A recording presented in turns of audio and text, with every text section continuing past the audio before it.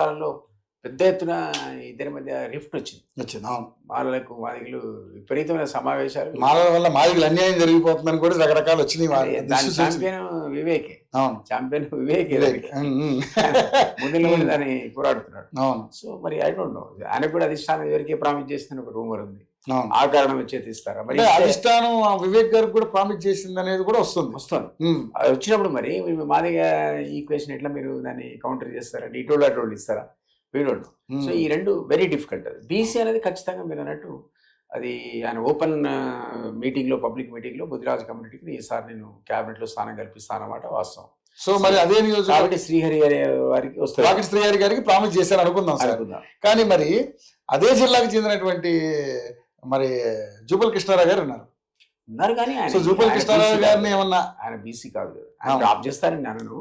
But ఆయన ఇప్పుడు అట్లా అంటే ఖమ్మం నుంచి లేరా మరి మంత్రులు, అక్కడి నుంచి ఇద్దరున్నారు, నల్గొండ నుంచి ఇద్దరున్నారు, ఇద్దరు ముగ్గురు మా జిల్లాలు ఉన్నాయి కదా. మహబూబ్నగర్ నుంచి సీఎం ఉన్నాడు, జూపల్లి ఉన్నాడు, అట్లా ఉన్నది. కాదనడానికి వీలేదు. ఇంకోటికి ఎవడని కూడా లేదు, నియమం లేదు. అసలు రిప్రజెంటేషన్ లేని జిల్లాలు ఉన్నాయి ఇంకా. ఇప్పటికి కూడా రిప్రజెంటేషన్ జిల్లాలు ఉన్నాయి. ఫర్ ఎగ్జాంపుల్ హైదరాబాద్, సికింద్రాబాద్ లో మీకు గెలిచినోడు ఒకటే ఒక ఎమ్మెల్యే, రంగారెడ్డి అండ్ హైదరాబాద్ నుంచి.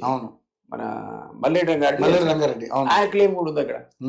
ట్విన్ సిటీస్ ఆయన కూడా మంత్రి పదవిలో రేసులో ఉన్నాడు. సో ఈ రెండు ట్విన్ సిటీస్ కి, హైదరాబాద్, సికింద్రాబాద్, రంగారెడ్డి మూడింటికి కలిపి లేరు ఎవరు ఒక మంత్రి కూడా. నేను ఒక్కడైనా ఆయన ఓపెన్ పబ్లిక్ స్టేట్మెంట్ ఇచ్చాడు, నాకు ఇవ్వాలి, I deserve because of the equation. City నుంచి నేను ఒక్కడే అన్నాడు. అది కూడా నిజమే. ఈ రెండు హైదరాబాద్, రంగారెడ్డి ఇంపార్టెంట్. అక్కడి నుంచి ప్రాతినిధ్యం లేకపోవడం కూడా ఆడుగానే ఉంటుంది. ఎందుకంటే రాబోయే స్థానిక ఎన్నికలున్నాయి, క్రూషల్ జిహెచ్ఎంసీ ఎన్నికలు ఎన్నికలున్నాయి, చాలా ఇంపార్టెంట్. మరి ఇక్కడ మంత్రి ఉండడం అనేది దానికి యాడెడ్ వాల్యూ. కాబట్టి ఐ డోంట్ నో సార్, ఆయన కూడా మరి ఒక రెడ్డి గారికి ఇస్తే రెడ్డి గారికి ఇవ్వడం సాధ్యపడే పని కాదు. సో ఉన్నదే 6 యారిని ఎవరికి ఇవ్వాలి? మైనారిటీలు పోటీ పడుతున్నారు, మైనారిటీలు పోటీ పడుతున్నారు, ఇవన్నీ ఉన్నాయి, అందరూ కూడా ఉంది. కాబట్టి చూడాలి మరి. యాక్చువల్లీ నలుగురికే క్లియరెన్స్ వచ్చింది, మిగిలిన ఇద్దరు తర్వాత ఇస్తారనేటువంటి మాట వినపడుతుంది. సో ఆ నలుగురు ఎవరు అనేది పోయి ప్రముఖంగా పేపర్లో వచ్చింది. అది సుదర్శన్ రెడ్డి గారని, లేకపోతే రాజగోపాల్ రెడ్డి, అయితే శ్రీహరి అని, ఈ రకంగా వివేక్ అని, ఆ నలుగురు వీళ్ళే అని అన్ని వార్తాపత్రికల్లో, టీవీ ఛానల్ ప్రముఖంగా వినపడుతుంది. We don't know. It's of ఒకటి ఏంటంటే మంత్రివర్గం absolutely choice of the chief minister, collective responsibility ఆయనదే. మంచి చేయలేదని ఆయన నెత్తి మీద పడితే ఆఖరి చాలా జాగ్రత్తగా ఆయన కూర్పు చేయాలి. నాకు ఐ రియల్లీ డోంట్ నో. ఈ క్వశ్చన్స్లో ఈ నలుగురి పేర్లు అయితే ప్రముఖంగా ఉన్నమాట వాస్తవం.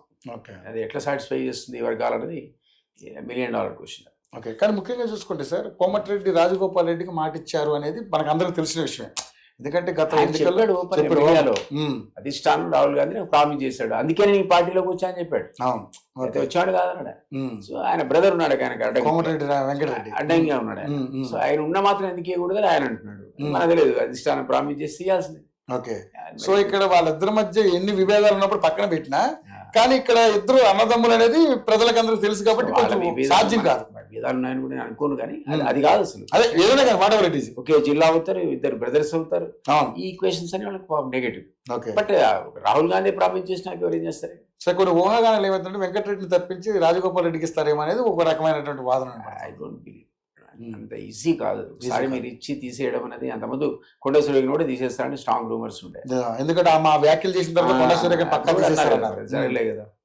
ఆమె బీసీ వరకు మహిళ, ఇంకా అన్నీ ఉన్నాయి ఆమెకి ఆస్పెక్ట్స్. అప్పుడు నేను కూడా మీరు అడిగితే చెప్పాను, అంత ఈజీ కాదు ఎందుకంటే మహిళ, బీసీ, అసలే బీసీ కాన్సెప్ట్ ఇట్లా ఎమర్జీ వచ్చింది, ఇప్పుడు బాగా పైకి వచ్చింది. కాబట్టి అంత ఈజీ కాదని అన్న ఇప్పటివరకు ఆమె కొనసాగుతుంది. We don't know. ఎవరిని తీసేస్తారన్నది, తీసేయడం అంత ఈజీ అని అనుకోను, ఇవ్వడం మాత్రం నలుగురికి ఇస్తారు, అది గ్యారెంటీ. అందులో మాత్రం పక్క వాకిటి శ్రీ గారికి అయితే పక్క డ్యామ్ షో, అది ఆయన కూడా మాత్రం 100%. ఎందుకంటే వాళ్ళే కొంచెం వీళ్ళందరి మీద అనుమానం ఉన్నారు కాబట్టి. అవును, ఎందుకంటే ఆయన మీద కొంచెం ఆ రకమైనటువంటి అన్నాడు, ఆ సమీకరణ కలుస్తుంది. అవును, బీసీ ఆయన ఒకటి చాలా 100% గ్యారెంటీగా ఉంటుంది. సో మరి విజయశాంతి గారికి కూడా అన్నారు కదా సార్? అది కూడా అన్నారు, మహిళ అని ఆమెకు కొత్తగా ఇచ్చారు కాబట్టి. బట్ ఐ డోంట్ నో, అది కూడా బీసీ సమీకరణాలు దృష్టి చేస్తే ఇవ్వాలి. ఇప్పుడు ఒకసారి శ్రీహరికి ఇచ్చినాక ఆమె ఇవ్వడం అంత ఈజీ కాదు. అదే 4 కదా మీరు అన్నట్టు, ఒక మైనారిటీ, ఒక ఎస్సీ, ఒక రెడ్డి గారు ఇవన్నీ చూసుకుంటే మళ్ళీ ఆమెకు కూడా ఇవ్వడం అనేది సాధ్యపడదని నేను అనుకుంటున్నాను. కాంట్ సే అంత ఈజీ అయితే కాదు.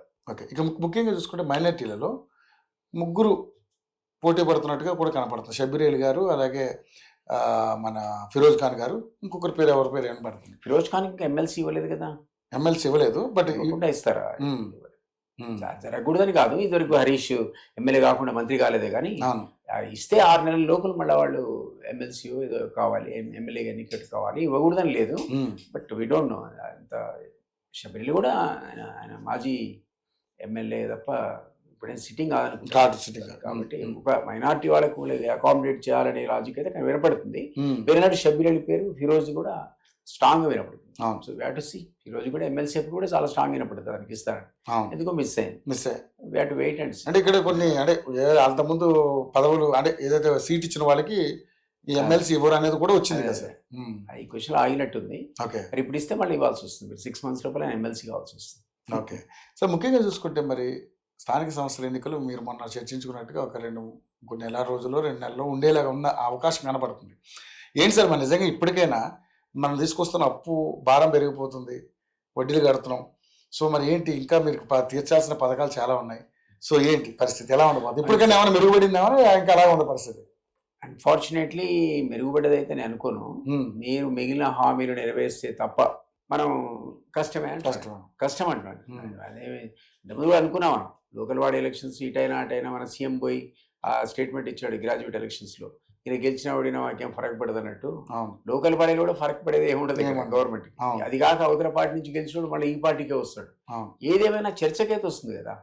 మీకు 50 దాటకపోతే 50% దాటకపోతే అరే కాంగ్రెస్ అధికారులు 50% గెలిపించుకోలేకపోయిందనే అపవాదం అయితే వస్తుంది కదా. సో ఆ డేంజర్ అయితే ఉంది.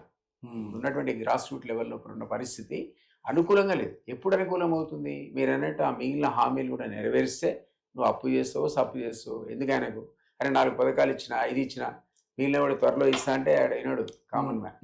ఏది ఇవ్వలేదో దాన్నే పట్టుకుంటాడు. డెఫినెట్లీ ప్రతిపక్షాలు కూడా అదే ఆయుధంగా వాడతారు. కాబట్టి ఆ ప్రమాదం ఉంది. దాన్ని ఓవర్కమ్ అయిన తర్వాతనే లోకల్ బాడీ పోవడం మంచిదని నా ఉద్దేశం. ఓకే. అది 3 నెలలు కానీ 4 నెలలు కానీ. ఓకే. మరి కేసీఆర్ గారు మొన్న చిట్ చాట్లో కొన్ని రకాల వివాదాస్పదమైన వ్యాఖ్యలు, అంటే ఆయన